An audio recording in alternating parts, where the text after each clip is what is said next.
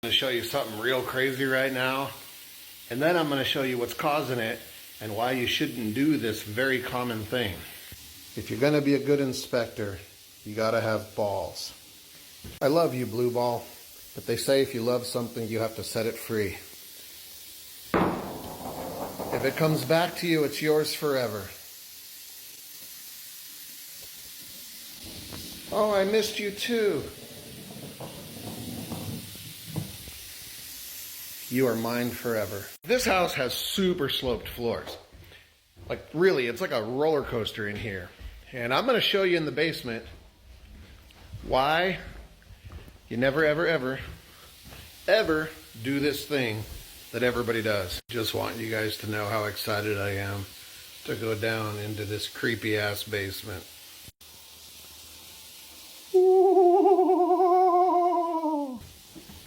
Oh dear Lord. Baby Jesus. Oh shit. Wow. That's good. There's a 2-foot step there at the bottom. Well, you come into this basement and you see what everybody does.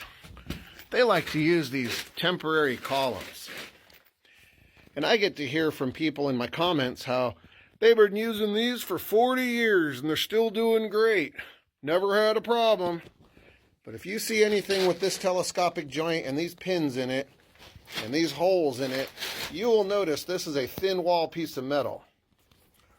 Now, up here, the only thick piece of metal is this threaded pin. But if you look right here, you will see that plate is bending and that pin is pushing right into the wood.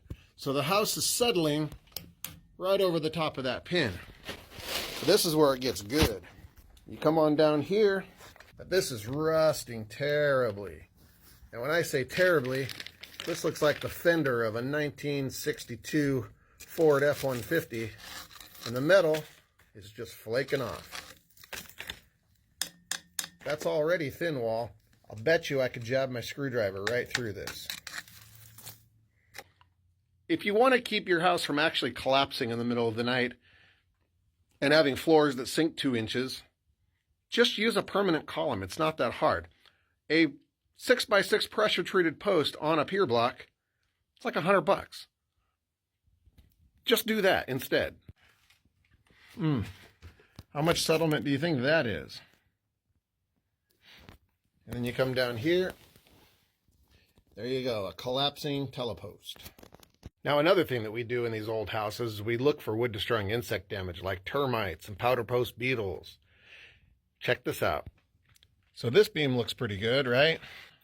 But then you come over here and it starts to get real bad.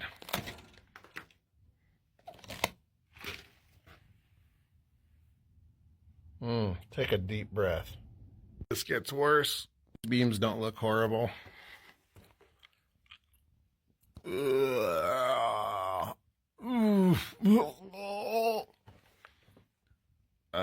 That's a big bunch of nope. Don't do that. Never use duct tape on your ducts. Oh, check this out. So you got your mortise and tenon floor joists. Somebody attempted to re-level the floor by cramming a shim into this one, which has cracked this huge hand-hewn beam. Just cracked it all the way down. The crack goes under here and across right there. You know how big that crack is. That is a compromised carrier beam. You got a leaky stone foundation? It's easy to fix. Check this out. All you need is some expanding foam and a little Flex Seal. Oh yeah, look at that. That is workmanship. That's a big bunch of nope. Moisture in your basement, don't put drywall touching the ground. That's just going to lead to black mold. This whole place is a big bunch of nope.